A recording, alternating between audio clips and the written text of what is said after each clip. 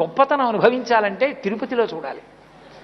వెంకటాచల క్షేత్రంలో ఇంకా కంపార్ట్మెంట్ డోర్లు తీయలేదనుకోండి, గోవిందా గోవిందా గోవిందా గోవిందా గోవిందా గోవిందా, మీరు ఆ ఆర్తిని బట్టి తలుపులు తీ అనరవాళ్ళు. అనడానికి అక్కడ ఆ టైంకి వచ్చి తీస్తారు.